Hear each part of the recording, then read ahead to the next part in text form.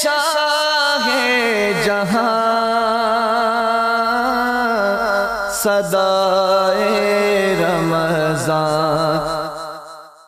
بسم اللہ الرحمن الرحیم۔ مولا صلی وسلم دائما ابدا علی حبیبک خیر الخلق کلہم۔ السلام علیکم ناظرین و سامعین کرام، 9 نیوز HD کے لائیو اسٹوڈیو سے رمضان المبارک کی اسپیشل ٹرانسمیشن صدائے رمضان کے ساتھ آپ کی خدمت میں حاضر ہے آپ کا میزبان محمد لقمان رضا۔ ناظرین سامعین، رمضان المبارک کے ان بابرکت، مبارک، پرکیف ساعتوں اور لمحات میں یہ اسپیشل ٹرانسمیشن آپ تک پہنچائی جا رہی ہے۔ بہت ہی خوبصورت اور اہم ایشوز پہ، موضوعات پر گفتگو ہوتی رہی ہے۔ آج کا ہمارا موضوع بھی بہت اہم ہے، بہت سینسیٹیو یعنی حساس موضوع ہے، حساسیت کا حامل ہے، ہمارا نظام عدل اور اس میں موجود کوتاہیاں۔ اس پر ہم گفتگو کریں گے۔ ہمارے ساتھ شریک گفتگو ہوں گے ہمارے معزز مہمان، اسلامک اسکالر، شعبہ تدریس، دینی اور دنیاوی دونوں علوم کے حوالے سے مصروف عمل جناب علامہ دانش رسول نقشبندی قادری صاحب۔ ان کے ساتھ ساتھ نبی رحمت صلی اللہ علیہ وآلہ وسلم کی بارگاہ اقدس میں ہدیہ عقیدت اور مدحت سرائی کریں گے جناب مولانا محمد جنید قادری صاحب۔ میں آپ دونوں معزز مہمانوں کو خوش آمدید کہتا ہوں۔ ناظرین و سامعین، یہ حقیقت ہے، اس میں کوئی مبالغہ نہیں، کوئی شک نہیں کہ اسلام زندگی کے تمام شعبہ جات، تمام پہلوؤں میں ہماری مکمل اور صحیح رہنمائی کرتا ہے۔ قرآن و سنت کی تعلیمات، نبی رحمت صلی اللہ علیہ وآلہ وسلم کی سیرت مبارکہ، خلفائے راشدین، صحابہ کرام علیہم رضوان کا مبارک عمل، یہ عدل و انصاف سے بھرپور ہے۔ یعنی دنیا کے زندگی کے جو مختلف جو فیلڈز ہیں، جو شعبے ہیں، ان میں نظام عدل، جوڈیشری سسٹم، جسٹس سسٹم بہت اہم ہے۔ انصاف کا نظام یہ اتنا اہم ہے کہ اگر انصاف کسی معاشرے، کسی سوسائٹی، کسی مملکت میں نہ ہوتا ہو تو پھر وہ معاشرہ، وہ سوسائٹی، وہ ملک، وہ ریاست وہ پنپ نہیں سکتی، وہ بہتری کی جانب گامزن نہیں ہو سکتی۔ پھر وہاں بدامنی ہوتی ہے، وہاں آپس کے جھگڑے ہوتے ہیں، وہاں پہ کنفلکٹس ہی ہوتے ہیں۔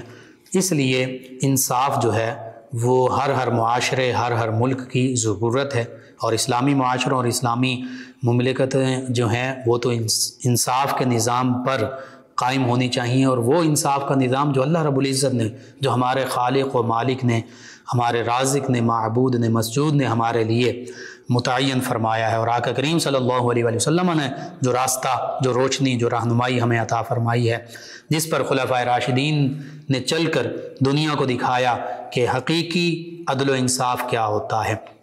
اسی پر آج ہم گفتگو کریں گے، لیکن آج ہم اس سے کوسوں دور جا چکے، اسی وجہ سے ہمارے نظام عدل میں کوتاہیاں در آئی ہیں۔ علامہ دانش رسول نقشبندی قادری صاحب، قرآن و سنت میں عدل کی اہمیت، حکم، انصاف کا حکم اور جو تعلیمات ملتی ہیں، اس پر بھی کلام کیجیے۔ پھر اسی کے ضمن میں جو ہماری اسلامی تاریخ میں عدل و انصاف کے واقعات بھرپور ہیں، اس میں سے چند ایک واقعات کا بھی ذکر ہو جائے، تاکہ ایک خاکہ ہمارے ذہنوں میں آ جائے کہ اصل میں قرآن و سنت اور اسلام کی تعلیمات عدل و انصاف کے حوالے سے کیا ہیں، اور کیا عملی طریقہ رہا ہے، اور آج ہم کس نہج پر جا رہے ہیں۔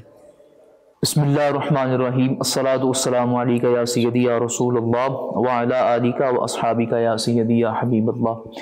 بہت شکریہ قبلہ، آپ نے ایک انتہائی اہم ترین موضوع پر گفتگو کرنے کے لیے حکم فرمایا جی، اور اس وقت ہماری سوسائٹی کو جو بڑے بڑے مسائل درپیش ہیں، ان میں سے ایک بہت بڑا مسئلہ عدل کے حوالے سے، بالکل ٹھیک، کہ ہماری سوسائٹی میں جو خرابیاں پیدا ہوئیں، ان خرابیوں میں سے بھی ایک بہت بڑی خرابی عدل کے حوالے سے ہے۔ بے شک ہم نے اس کو پورے طریقے سے رائج اپنے معاشرے میں نہیں کیا، جی، اسلامی نظام عدل، اسلامی نظام عدل کو۔ اور جیسا آپ نے اپنی ابتدائی گفتگو میں بھی فرمایا کہ یہ بات صرف کچھ جذبات کی رو میں بہ کے ہم نہیں کہتے، بالکل ٹھیک، یا کوئی ہوا میں تیر مارنے والا حساب نہیں ہے جی، کہ اسلام زندگی کے ہر شعبے کے متعلق معلومات فراہم کرتا ہے، ہدایات دیتا ہے، تعلیمات دیتا ہے۔ جی، یہ صرف جذباتی بات نہیں ہے، بلکہ یہ بات 100% مبنی بر حقیقت ہے، بالکل ٹھیک، اور نہ صرف تعلیمات دیتا ہے بلکہ پیغمبر اسلام علیہ السلام نے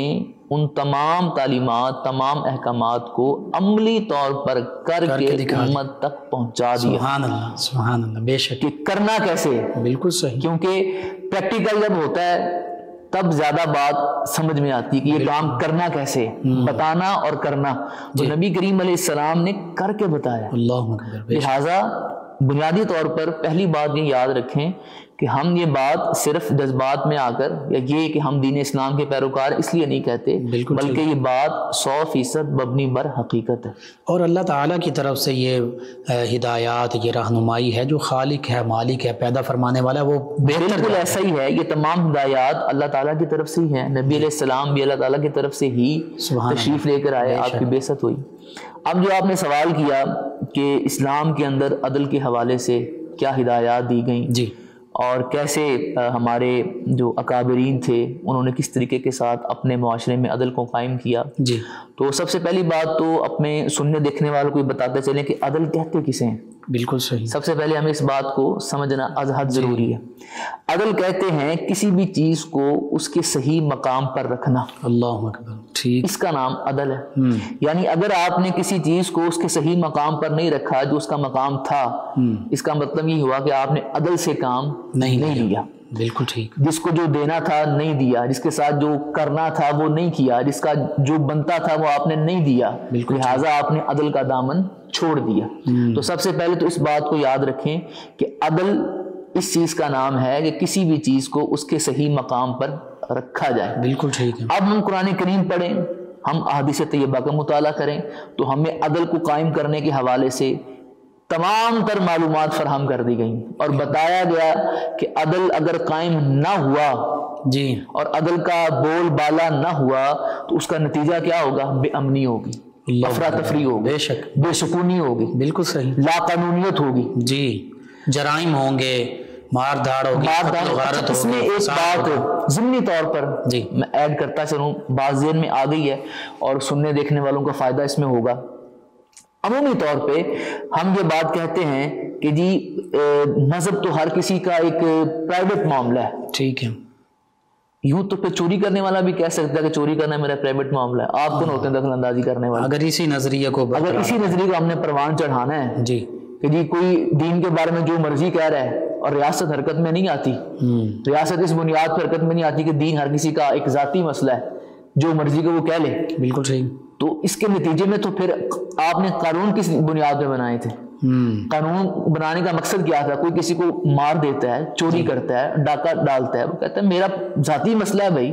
ٹھیک، آپ دیکھیں نا کئی دفعہ ایسا ہوتا ہے کہ چوری کے جرم کے ارتکاب میں جس کی چوری ہوئی ہے، جس کا مال چرایا گیا ہے، وہ کوئی ایکشن نہیں لیتا، جی، تو وہ کہتے ہیں میرا اس کے ساتھ معاملہ، آپ ریاست کیوں عمل دخل کر رہی ہے اس میں؟ ٹھیک، وہاں یہ بات کی جا سکتی ہے نا، جا سکتی ہے، وہاں پر ریاست کی مدیت میں باقاعدہ کیس دائر کیا جاتا ہے، جی، ٹھیک ہے۔ تو اسی طرح اسی بات میں یہ بات شامل کر لیں کہ عدل کا معاملہ بھی اسی طرح ہی ہے، اور عدل کا معنی بہت محدود نہیں ہے، بڑا وسیع معنی ہے، بالکل ٹھیک ہے، وہ آگے چل کے ہم اس سے بات کریں گے کہ عدل صرف یہ نہیں ہے کہ ایک کیس عدالت میں دائر ہوا اور اس کے اوپر جو جرا ہوئی اور تبصرہ کیا گیا، اس کے بعد میں ایک فیصلہ سامنے آ گیا تو عدل کے تقاضے پورے ہو گئے۔ عدل کا معنی بہت وسیع ہے، بالکل صحیح، تو اسی طرح عدل دینی معاملات میں بھی، معاشرتی معاملات میں بھی، خاندانی معاملات میں بھی، معاشی معاملات میں بھی اس کا معنی بہت وسیع ہے۔ بالکل ٹھیک، اب ہم بڑھتے ہیں اس طرف کہ قرآن و سنت میں اس کے حوالے سے ہمیں کیا تعلیمات دی گئیں۔ دیکھیے قرآن کریم کا مطالعہ کریں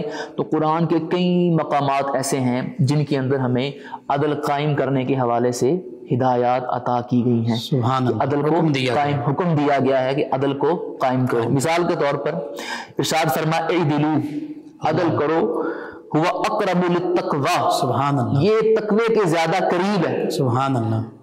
اب آج کے حالات میں اسی آیت کے تناظر میں دیکھ لیں کہ ہمارے معاشرے میں تقوی کا گراف کیا ہے، اللہ اکبر، تو وہ گراف آپ کے سامنے آ جائے گا۔ ہم صرف ظاہری تقوی دیکھ رہے ہوتے ہیں، ظاہری تقوی دیکھ رہے ہوتے ہیں، ظاہری بھی کیا دیکھ رہے ہیں کہ آپ اس میں یہ دیکھیں نا کہ ایک بندہ چوری کر رہا ہے تو کیا وہ تقوی اختیار کر کے چوری کر رہا ہے؟ اللہ اکبر، ایک بندہ اگر قتل کرتا ہے، اور قتل و غارت ہمارے معاشرے میں عام ہے، نہ مرنے والوں کو پتا میں کیوں مار رہا ہوں، نہ مرنے والوں کو پتا میں کس جرم میں مارا جا رہا ہے، صحیح، تو اس میں وہ کیا تقوی اختیار کر رہے ہیں؟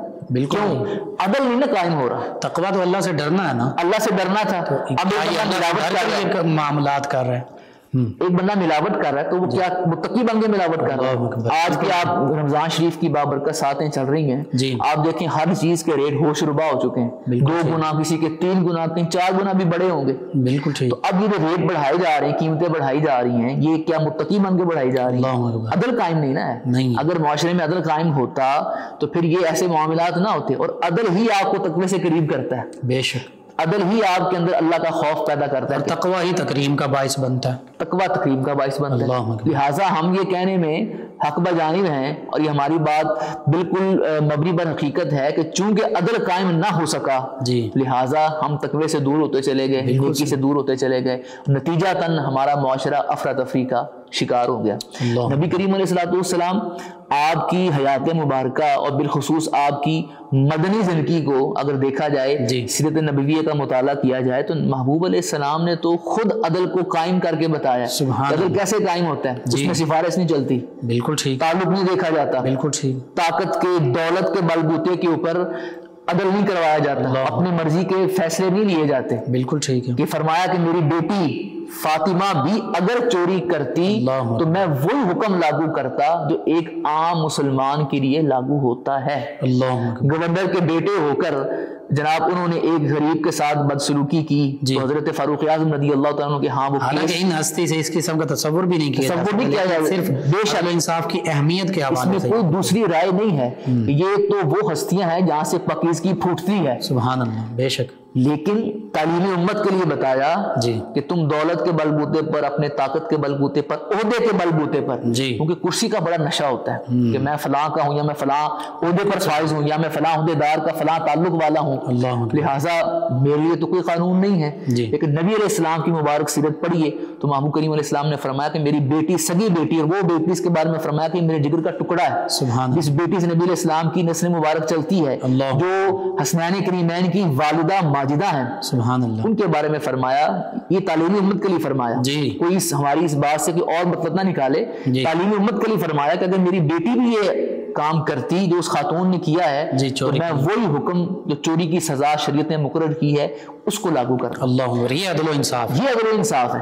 یعنی عدل قائم کرنے میں آپ نے قربتیں نہیں دیکھنی پھر, اور آپ نے سفارش بھی قبول نہیں کی. سیدنا عثمان بن زید جو بڑے محبوب ہیں آپ کے, محبوب تھے, یہی کہ عدل کو قائم کرنے میں سفارش قبول نہیں کی جائے گی, قربتیں نہیں دیکھی جائیں گی. ہمارا معاشرہ کیا کرتا ہے, ہم اپنی سفارش کے بلبوتے پر, قربت کے بلبوتے پر, بالخصوص یہاں پر اسی بات کو ہم شامل کر لیں کہ جب ہم کسی کو ووٹ دیتے ہیں تو ہمارے ووٹ دینے کا معیار پہلا قربت ہوتی ہے. بالکل ٹھیک, خاندانی قربت, برادریزم, خاندانی معاملات, جناب یہ محلے دار ہے, برادری والا ہے, یہ چیزیں بنیاد بنا کر ہم ووٹ کاسٹ کرتے ہیں. اپنے مفادات یہاں پہ تو اپنے مفادات عزیز چند روپوں میں بک جاتے ہیں, چند روپوں میں کیا, شاید ہم تو غیر ہماری گفتگو سیاسی نہیں ہے, نام یہاں پر کوئی سیاسی گفتگو کرنے کے لیے بیٹھے ہیں, ہم تو پیسے کے بغیر بھی بہت ساری چیزوں پر اپنا ووٹ دے دیتے ہیں. اللہ, ٹھیک ہے, ٹھیک ہے. تو اب جب یہاں پر یہ معیار ہو تو اس کے نتیجے میں پھر ہم یہ تو نہیں ہوگا کہ معاشرہ امن و سکون کا گہوارہ بن جائے گا. بالکل, تو یقینی بات ہے پھر معاملات جب ابتر سے ابتر ہوں گے, اور صورتحال ہمارے سامنے ہے.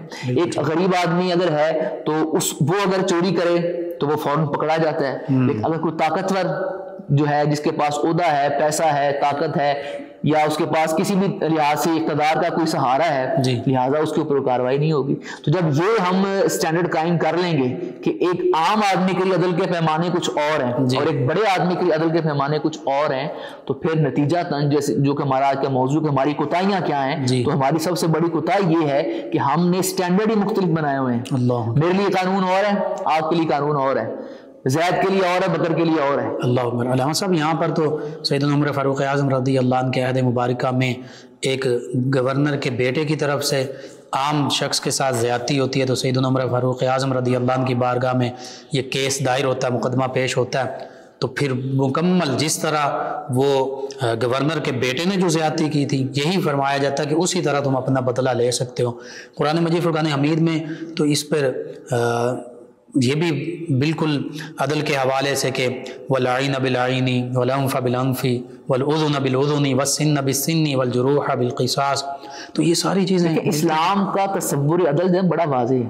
جی اس میں کوئی بہام نہیں ہے، ٹھیک ہے، کوئی اس میں ایسی بات نہیں ہے جو ہمیں سمجھ میں نہ آ رہی ہو، اور کوئی ایسی بات بھی نہیں ہے جو قابل عمل نہ ہو، ٹھیک، کیونکہ یہ تصور بھی پایا جاتا ہے نا ہمارے یہاں بہت شدت سے آج کل پایا جاتا ہے کہ جی اسلامی تعلیمات دور جدید کے مطابق ہی نہیں ہے، اللہ، اور کئی لوگ آج کل سوشل میڈیا کا دور ہے اور وہ مادر پدر آزاد سا ایک سلسلہ ہوتا ہے جس کا جو دل چاہتا ہے جیسے دل چاہتا ہے وہ کلام کرتا ہے، اور چونکہ ہمارے یہاں کوئی ایسا اس کے اوپر قدغن ہے نہیں، کوئی اس کے اوپر چھانی لنگ لگائی گئی کہ یہ چیز چھن کے آگے آئے گی، چیز ہوتی ہے نا چیک کرنے کے لیے، کوئی باتیں ہیں نا جو لوگ ایسی باتیں کرتے ہیں، اول تو وہ اسلام کی حقیقی تعلیمات سے روشناس ہی بے شک ایسے ہی ایسا، دوسرا کیونکہ انہوں نے ہمارے معاشرے یہی دیکھے ہیں آج کے مسلمان ممالک، ان میں جو دیکھا اس کے مطابق وہ کہہ دیتے ہیں کہ جی یہ اسلامی جمہوریہ پاکستان ہے یا یہ اسلامی ممالک ہیں تو ان میں دیکھو یہ عدل ہے، یہ انصاف ہے، وہ آج کی مسلمان اور مسلمانوں کے معاملات کو دیکھ کر قیاس کر رہے ہیں۔ اسی میں ایک بات ہم ایڈ کرتے چلیں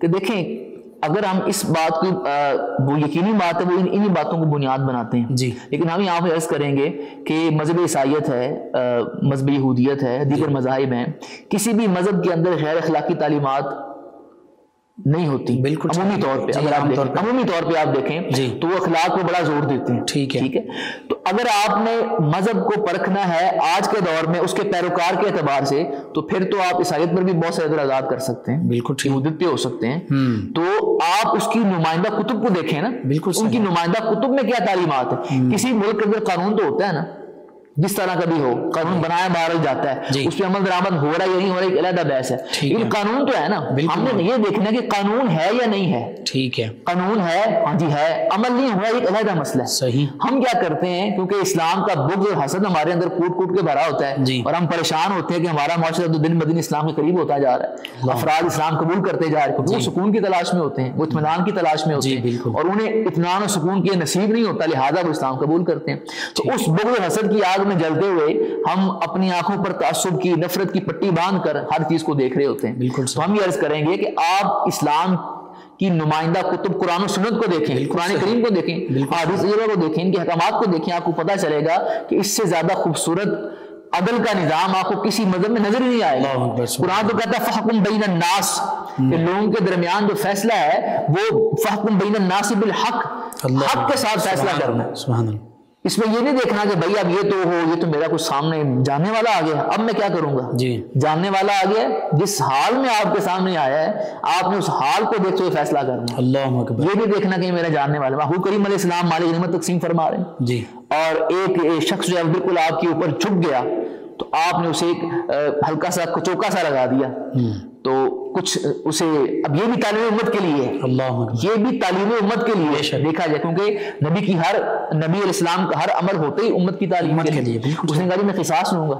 میں تم لے لو، یہ نہیں کہا کہ اچھا اب تم مجھ سے قصاص لو گے، میں تو اللہ کا نبی ہوں، میں اللہ کا رسول ہوں، بے شک نبی رسول گناہوں سے پاک ہیں، ان سے گناہ ہو نہیں سکتا، وہ معصوم ہے، لیکن امت کو بتایا کہ اگر کوئی بڑا بھی ہے اور اس سے کوئی ایسا معاملہ سرزد ہو جائے تو چھوٹا اگر اس پر مواخذہ کرنا چاہے تو وہ کر سکتا ہے، ٹھیک ہے، دین اسے حق دیتا ہے اس بات کا، عدل انصاف کے تقاضے پورے، عدل انصاف کے تقاضے پورے کیے جائیں گے۔ یہاں پر ایک میں واقعہ اپنے معاشرے کو ایڈ کرتا چلوں، ہمارے یہاں ایک واقعہ ہوا تھا کہ ایک بڑے صاحب کی گاڑی سے ایک عام پولیس والا کچلا گیا تھا، جی بالکل، اور وہ جان سے ہاتھ دھو بیٹھا اور بعد میں اس کا کیا بنا، بالکل کچھ بھی نہیں، کوئی نہیں بن سکا، اور ایسے کتنے ہی واقعات ہمارے معاشرے میں، یہ تو ایک واقعہ ہم بطور حوالہ کہہ لیں، مثال کوٹ کر رہے ہیں، ایسے کتنے ہی واقعات ایسے ہوتے ہیں کہ لوگ پھر اپنے پیسے کے بل بوتے پر اور اپنی طاقت کے بل بوتے پر، اپنے تعلقات کے بل بوتے پر بڑے بڑے مقدمات سے ایسے نکل جاتے ہیں جیسے انہیں کچھ کیا ہی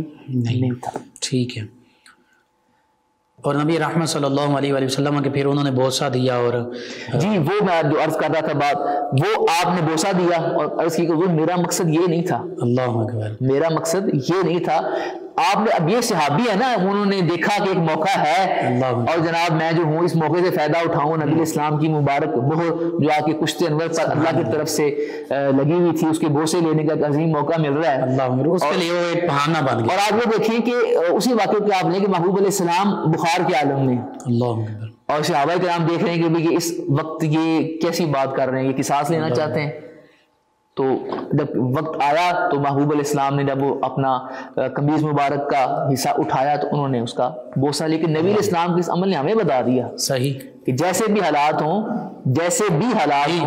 عدل کو قائم کیا جائے، اللہ اکبر، جس کا جو حق بنتا ہے وہ اس کو دیا جائے۔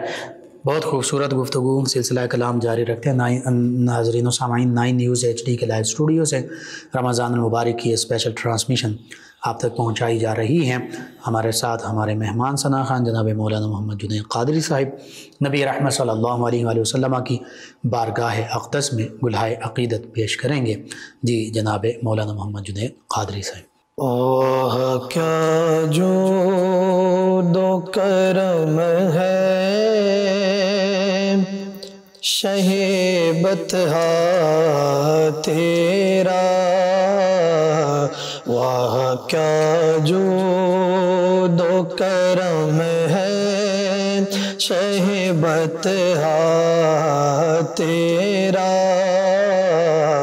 نہیں سنتا ہی نہیں مانگنے والا تیرا، نہیں سنتا ہی نہیں مانگنے والا تیرا،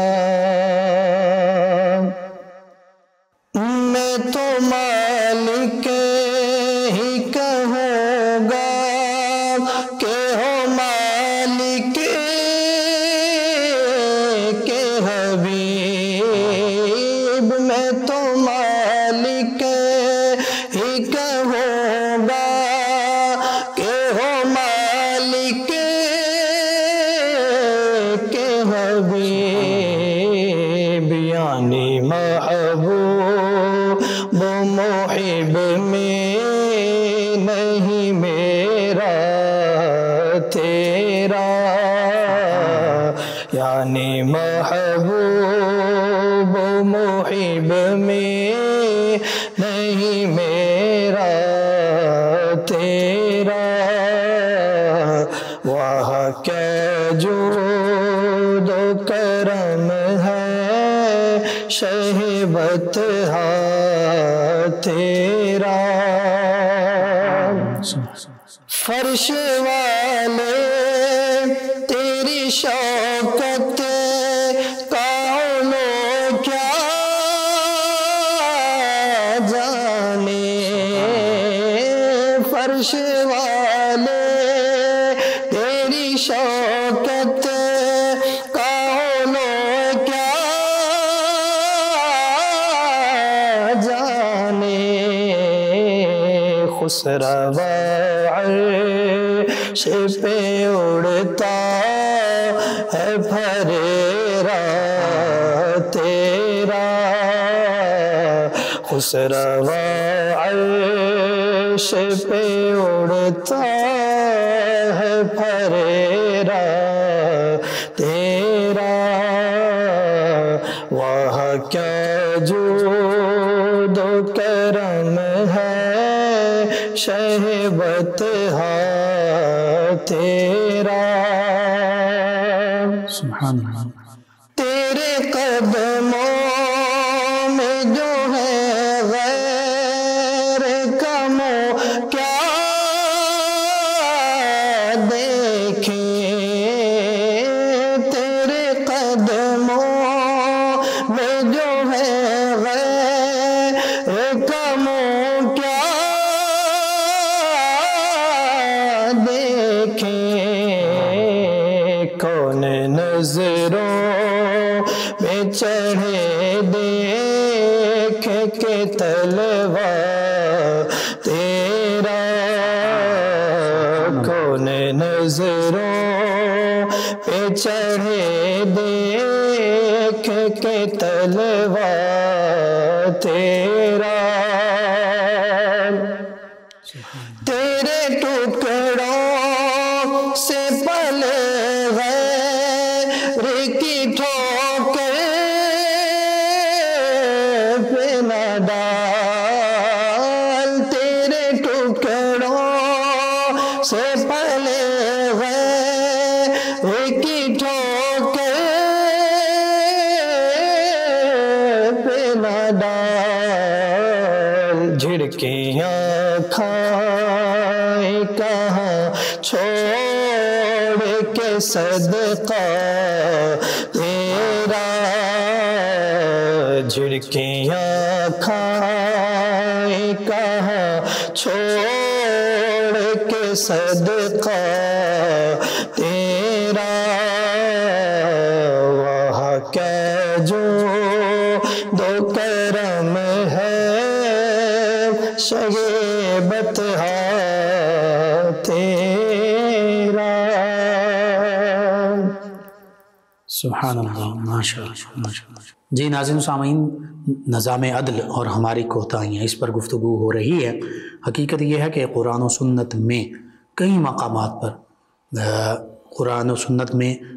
مقامات پر عدل انصاف کے واضح طور پر نشاندہی بھی کی گئی، حکم بھی دیا گیا، ترغیب بھی دی گئی، اور نبی رحمت صلی اللہ علیہ وآلہ وسلم اور خلفائے راشدین علیہم رضوان نے بالخصوص مکمل طور پر عدل و انصاف کر کے تمام انسانیت کو دکھا دیا۔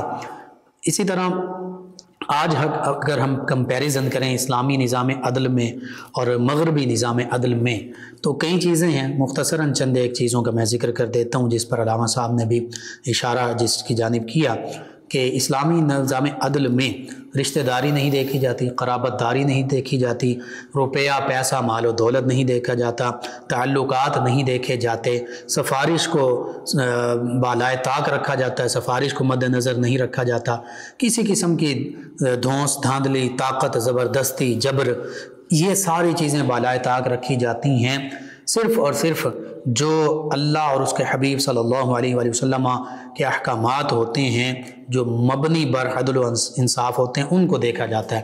اسلامی نظام عدل تو ایسا ہوتا ہے کہ خلیفہ وقت جو ہیں ان کے جسم پر جو قمیص ہے وہ چونکہ ایک چادر ہر ایک کے حصے میں آئی تو ایک چادر سے نہیں بن سکتا تھا، لباس نہیں سل سکتا تھا، تو سامنے بیٹھے ہوئے لوگوں میں سے ایک عام شخص اٹھ کر پوچھ سکتا ہے کہ یہ آپ نے قمیض کیسے سلوا لی، آپ کا لباس ایک چادر سے کیسے بن گیا؟ سبھی کو ایک ایک چادریں دی گئی تھیں، ایک چادر میں سے کچھ تو لباس بن نہیں سکتا تھا۔ تو خلیفہ وقت، حکمران وقت، مسلمانوں کے عظیم خلیفہ، وہ اس کا جواب دے رہے ہوتے ہیں، یعنی یہ اسلامی نظام عدل ہے۔ اور یہودی اور خلیفہ وقت مسلمانوں کی عظیم ہستی، ان کا مقدمہ دائر ہوتا ہے، تو وہاں پر بھی عدل کے پورے تقاضے جو ہیں ان کو مد نظر رکھا جاتا ہے۔ یہ اسلامی نظام عدل کی صرف 2 مثالیں میں نے عرض کر دیں، 2-3 مثالوں کا پہلے ذکر ہوا، تاریخ اس سے بھری ہوئی ہے۔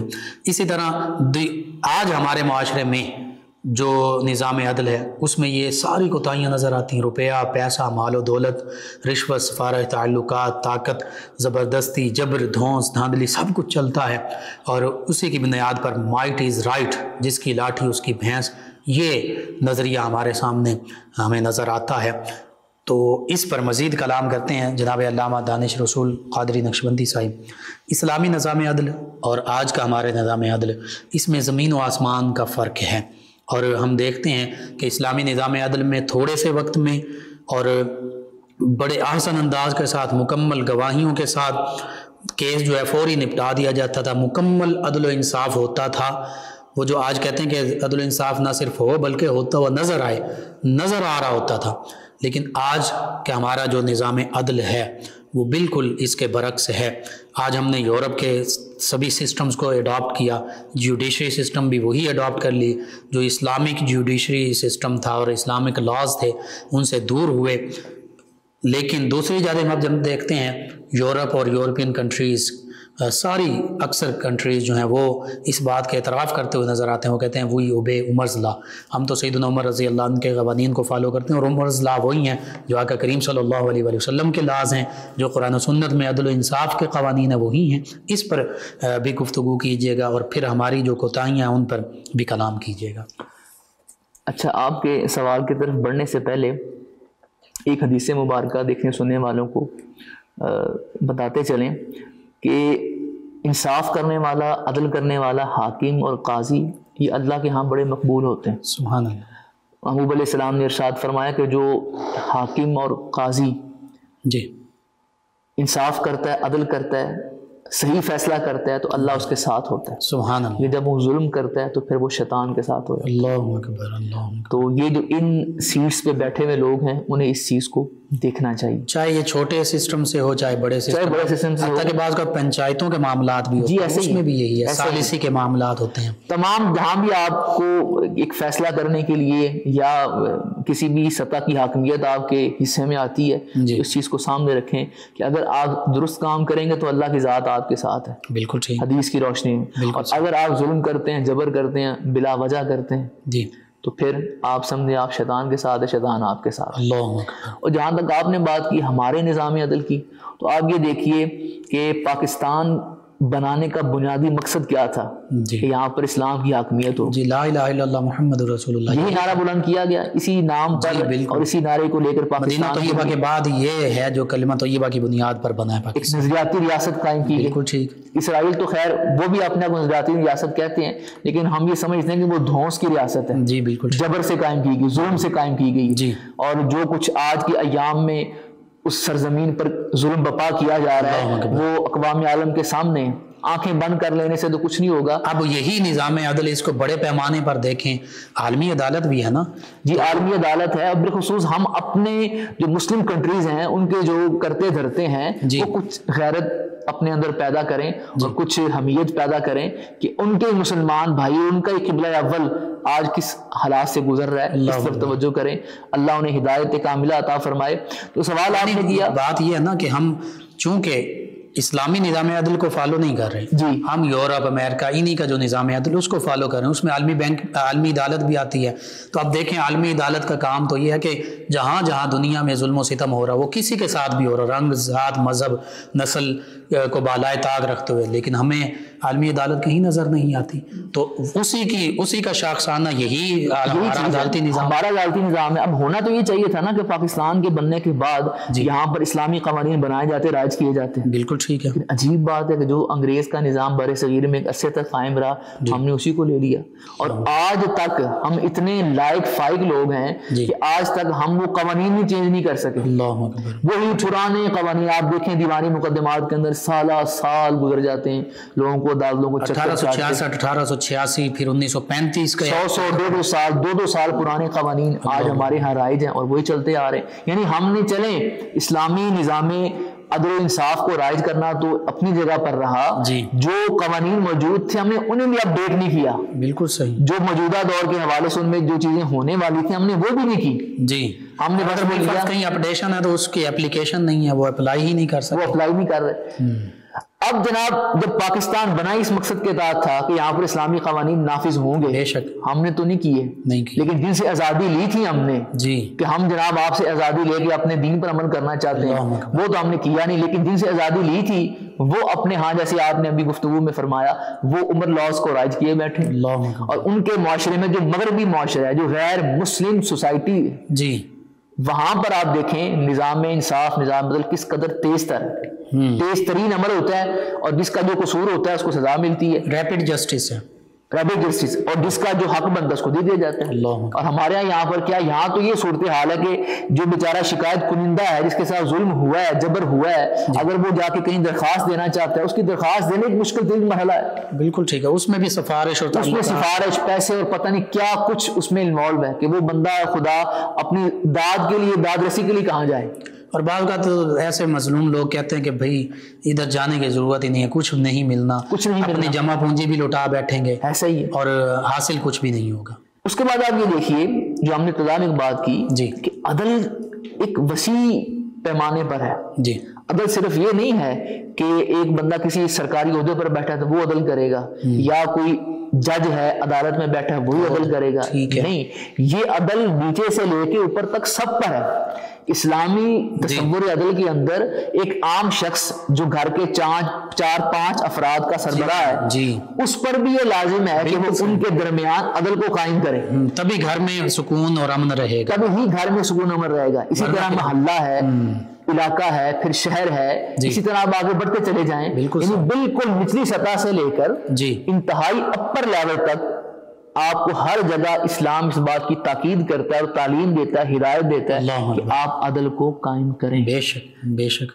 آپ عدل کو قائم کریں گے جب نیچے سے لے کے اوپر تک، آپ دیکھیے گا آپ کے معاشرے میں از خود افراتفری ختم ہو جائے گی. اور گھروں میں لڑائی جھگڑے کی بنیاد یہی ناانصافی ہوتی ہے. جب عدل سے کام نہیں لیا جاتا، انصاف سے کام نہیں، کسی ایک کو آپ خواہ بخواہ میں جو ہے وہ زیادہ اس کے ساتھ نواز رہے ہیں، اور کسی ایک کو خواہ بخواہ محروم کر رہے ہیں، یہ دفعہ ایسا ہو جاتا ہے نا معاملہ. ہو جاتا ہے. اور یہ نوازنا اور محروم کرنا یہ نیچے سے لے کے اوپر تک ہو رہا ہے. بالکل ٹھیک. یہ نیچے سے لے کے اوپر تک ہو رہا ہے. یہی ناانصافی عدل کی کوتاہی ہے. آپ دیکھیں ایک قانون کی کتاب ہے، اور اسی قانون کی کتاب کے مطابق جسے ہم آئین پاکستان کہتے ہیں، اس کے مطابق فیصلہ ہونا ہے. ٹھیک ہے. اسی کی روشنی میں ایک فیصلہ آتا ہے، ایک کو پسند آتا ہے چونکہ وہ اس کے حق میں ہے، جی، اور دوسرے کہتے ہیں کہ نام یہ تو صحیح نہیں ہوا. ایک کو پہلا فیصلہ پسند ہے تو دوسرا نہیں پسند، دوسرے کو پہلا پسند ہے تو جب فیصلہ آپ کے حق میں آیا تو آپ نے خوشی سے تالیاں بجائیں، اور جب فیصلہ وہی عدالت وہی لوگ وہی سب کچھ ہوتا ہے نا، تو لیکن جب فیصلہ آپ کی مرضی کے مطابق نہیں آتا تو آپ کوئی اور راہ اختیار کر لیتے. بالکل ٹھیک ہے. تو بنیادی طور پر تو قانون کا احترام ہونا، اور یہ مجموعی طور پر بالکل صحیح. ہم کسی کی بات نہیں کر رہے، ہم ایک مجموعی منظرنامہ جو ہے وہ ڈسکس کر رہے ہیں. بالکل ٹھیک ہے. اس میں آپ دیکھیں کہ پھر کیا ہوتا ہے، ایک افراتفری پیدا ہوتی ہے. جی. اگر قانون کا احترام واقعتاً ہمارے دلوں میں موجود ہے تو پھر قانون، ہاں اگر کوئی فیصلہ قانون کے خلاف آ گیا جی تو پھر تو ایک علیحدہ ڈیبیٹ ہے نا. لیکن اگر قانون کے عین مطابق آیا ہے، جو قانون کہتا ہے اس کے مطابق ہی آیا ہے، تو بھائی پھر جو آیا اس کو تسلیم کریں اور کھلے دل سے تسلیم کریں. رحمت صاحب، آپ نے آئین پاکستان کا ذکر کر دیا، تو ضمناً آئین پاکستان کی جو پہلی 40 دفعات ہیں وہ تو عوام پاکستان سے متعلق ہیں، ان کا کبھی ذکر بھی نہیں کیا جاتا، نہ ہی ان کی امپلیمنٹیشن ہوتی ہے. تو اس حوالے سے دیکھا جائے تو آئین پاکستان کو تو خود جنہوں نے اس کو امپلیمنٹ کرنا تھا انہوں نے اس کو کاغذ اور ردی بنا کے رکھ دیا.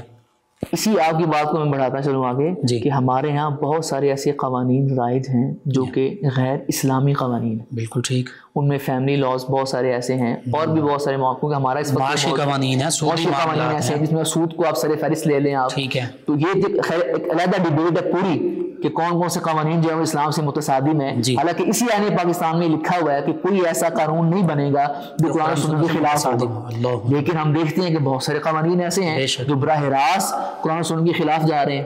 ٹھیک. تو اس میں ہم عرض کرتے چلیں، خلاصہ کرام یہ ہے کہ عدل کا دامن ایک عام آدمی سے لے کر ایک اعلیٰ ترین عہدے دار تک جب تک نہیں تھاما جائے گا تب تک ہمارا معاشرہ امن و سکون کا گہوارہ نہیں بنے گا. علامہ صاحب، یہاں پہ ایسے بھی معاملات ہوئے کہ ججز اور جیوڈیشری جو ہے اس بات سے بھی ناواقف ہے کہ جس بندے کے حق میں ہم اب رہائی کا فیصلہ دے رہے ہیں وہ تو پہلے قید زندگی سے جیل میں ہی رہائی پا چکا ہے. اس کی وجہ ہے نا حضور کہ کیس چلتا اتنا لمبا ہے، اتنا لمبا کیس چلا کہ وہ بندہ دنیا سے ہی چلا گیا. اور یہ بھی ہماری کوتاہی ہے. یہ بھی ہماری کوتاہی ہے. پھر اس میں ایک اور چیز ہے، کیونکہ عنوان ہمارا ایسا، اس میں بہت ساری باتیں ڈسکس کی جا سکتی ہیں. ایک بندہ قتل کرتا ہے، وہ بھی وکیل تلاش کرتا ہے. بالکل ٹھیک. اور جو مقتول ہے اس کے وہ حساب وکیل تلاش کرتا ہے. جی بالکل. اب جس نے قتل کیا ہے، نظام تو ایسا ہونا چاہیے تھا نا کہ وہ وکیل اس کو ملے ہی نا، تم نے جرم کیا ہے، لیکن وکیل وہ تلاش کرتا ہے. پھر وکیل اس سارے کیس کے اندر کمزور پہلو تلاش کرتا ہے. کسی طریقے سے میں اپنے اس موکل کو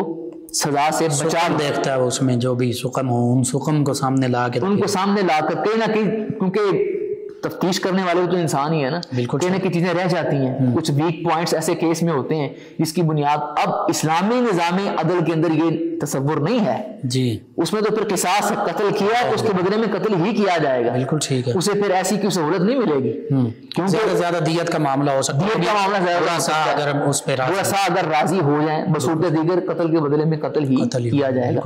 اب یہاں پر ہم کہیں ہمارے وکلاء دوست اس بات کو برا محسوس نہ کریں کہ جناب دیکھیں جب ایک بندے نے جرم کیا ہے تو اس کو اس جرم کی سزا ملنی چاہیے نا. بالکل صحیح. ٹھیک ہے. اسلامی نظام میں عدل تو یہی تھا، تصور عدل کا اسلام میں تو یہی پایا جاتا ہے. بالکل ایسا ہی ہے. لیکن چونکہ ہمارے ہاں اس طرح سے وہ اسلامی سسٹم رائج ہی نہیں ہے، وہ سزا سے بچ جاتے ہیں. وہ سزا سے بچ جاتے ہیں. اور جو بے گناہ ہیں وہ سزا بھی پاتے رہتے ہیں اور جیلوں میں ہی. میرے اپنے جاننے والے ہیں وہ بے گناہ تھے، اور 7-8 سال کا عرصہ انہوں نے جیل میں گزارا بے گناہی میں. علامہ صاحب، یہاں پہ تو آپ نے وکلاء کی بات کی، 5 انگلیاں برابر نہیں ہوتی ہیں، اس قسم کے بھی ہوتے ہیں، ہر قسم کے ہوتے ہوں گے. بے شک ایسے ہی. یہاں پہ تو ایک جملہ ایسا بھی بولا جاتا ہے اور مجبوراً یہ بولنا پڑ رہا ہے، کہا جاتا ہے کہ بھائی وکیل کیا کرنا، جج ہی کر لو. یعنی جج کو ہی پیسہ وغیرہ دے دو اور خرید لو اور اپنی مرضی کا فیصلہ لے لو. ہمارے نظام عدل کی کوتاہیاں اور معاملات تو یہاں تک پہنچ چکے ہیں. اور بالکل ایسا ہی ہے، اور یہ سارے حضرات ان حالات و واقعات سے واقف ہیں. بالکل ٹھیک. اور آپ اگر سوشل میڈیا پہ جائیں تو آپ کو خود کئی ججز حضرات کے ایسے انٹرویوز ان کی دوران سروس کے ایسے واقعات وہ ملیں گے. ٹھیک ہے. کہ جن کے اندر وہ خود بتاتے ہیں کہ ہمارے نظام عدل کے اندر کہاں کہاں پر ایسی کمزوریاں موجود ہیں جس کی وجہ سے لوگ بیچارے زندگی کے قیمتی ترین اوقات جو ہیں وہ جیل میں گزار دیتے ہیں، اور کہیں تو بیچارے ویسے ہی دنیا فانی سے رخصت ہو جاتے ہیں، اور جب فیصلہ ان کے حق میں آتا ہے تو پتہ چلتا ہے کہ وہ بندہ دنیا میں. اللہ علامہ صاحب، پیغام معاشرتی، معاشی، اقتصادی، سیاسی زندگی کا عدل زندگی گزارنا، یہ بھی اسلام اجازت دیتا ہے اور یہ آزادی دیتا ہے کہ وہ اپنے جس بھی مذہب، رنگ، ذات، بات، جو بھی عقائد، نظریات سے تعلق رکھتا ہے اس کے مطابق گزار سکتا ہے. تو آخر میں اسلامی نظام عدل کے حوالے سے کیا پیغام ہے؟ لیکن ہماری گفتگو کا پیغام یہی ہے، اسلام تو ایسا خوبصورت مذہب ہے اور ایسا پاکیزہ دین ہے کہ اس نے تو غیر مسلموں کے ساتھ بھی عدل و انصاف کے دامن کو تھام کر معاملہ کرنے کا حکم دیا. اللہ اکبر. بے شک جو غیر مسلم ہیں ان کے ساتھ بھی ناانصافی کرنا، ان کے ساتھ بے اعتدالی کرنے سے دین نے منع کی ہے. آپ کی اس بات سے کہ حدیث مبارکہ میں یہ ملتا ہے کہ اگر کوئی معاہد ہے، یعنی جو غیر مسلم ہے، اور اس کے ساتھ مسلمانوں کی طرف سے کوئی زیادتی ہوگی، ناانصافی ہوگی، نبی کریم صلی اللہ علیہ وسلم کے فرامین مبارکہ میں ملتا کہ میں، اور سیدنا عثمان ذو النورین رضی اللہ عنہ کے بھی ملتا کہ کل قیامت کے دن میں اس کی طرف سے کھڑا ہوں گا. آقا کریم نے یہ فرما دیا کیونکہ دین ساتھ دیتا ہے مظلوم کا. اللہ اکبر. اب ظلم کرنے والا مسلمان ہی کیوں نہ ہو. بالکل. جیسے ابھی آپ نے اپنی گفتگو میں اشارہ کیا بھی تھا کہ محبوب علیہ السلام کے پاس جب فیصلہ آیا یہودی اور ایک منافق جو بظاہر مسلمان بنا ہوا تھا، تو نبی اسلام نے یہودی کے حق میں فیصلہ فرمایا. تو اب ہونا تو مسلمان کے حق میں چاہیے تھا نا، ہماری سوچ کو آج کے ماحول کے مطابق. لیکن یہودی چونکہ نبی علیہ السلام نے دیکھا حق پر کون ہے. اللہ اکبر. یہ نہیں دیکھا کہ بھلے یہ منافق ہے لیکن ظاہراً تو مسلمان بنا ہوا. جی. اس کو نہیں دیکھا کہ یہ مسلمان ہے اور یہ اس کے حق میں فیصلہ کرنا چاہیے. نہیں، فرمایا جو حق پر اس کے حق میں فیصلہ ہوگا. لہٰذا بنیادی پیغام یہی ہے کہ جس کا جو حق ہے اس کو دیں اور جو اپنا فرض ہے اسے نبھائیں، اسی سے عدل قائم ہو. سبحان اللہ. بہت خوبصورت پیغام. اور آخر میں یہ بات قرآن مجید فرقان حمید میں موجود ہے کہ تم سچی گواہی دو، چاہے تمہارے اپنی ذات کے خلاف ہو، تمہارے اقرباء کے خلاف ہو، کسی کے بھی خلاف ہو، تمہارے مفادات کے خلاف ہو، بس سچی گواہی دینی ہے. آج گواہی بھی چھپا لی جاتی ہے، بعض کا جھوٹی گواہیاں دی جاتی ہیں. یہ سارے ہمارے نظام عدل کے سقم ہیں، کمزوریاں ہیں. اللہ تعالی ہمیں یہ توفیق بخشے کہ ہمارا نظام عدل بھی اسلام کی تعلیمات، قرآن و سنت کی تعلیمات کے مطابق ہو جائے. ناظرین سامعین، 9 نیوز HD کے لائیو اسٹوڈیو سے رمضان مبارک کی اسپیشل ٹرانسمیشن آپ تک پہنچائی جا رہی ہے. نبی رحمت صلی اللہ علیہ وآلہ وسلم کی بارگاہ اقدس میں ہدیہ عقیدت پیش کریں گے جناب مولانا محمد جنید قادری صاحب. جہاں بھی ہو وہیں سے دو صدا سرکار سنتے ہیں. جہاں بھی ہو وہیں سے دو صدا سرکار سنتے ہیں. سر آئینہ سنتے ہیں، پس دیوار سنتے ہیں. سر آئینہ سنتے ہیں، پس دیوار سنتے ہیں. سبحان اللہ. میرا ہر سانس ان کی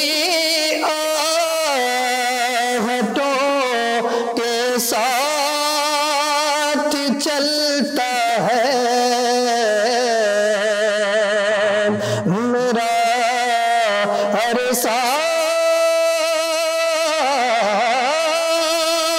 سانس ان کی آہٹوں کے ساتھ چلتا ہے. میرے دل کے دھڑکنے کی بھی وہ رفتار سنتے ہیں، میرے دل کے دھڑکنے کی بھی وہ رفتار سنتے ہیں۔ کھڑے رہتے اگلے تخت بھی دہلیز پر ان کی، کھڑے رہتے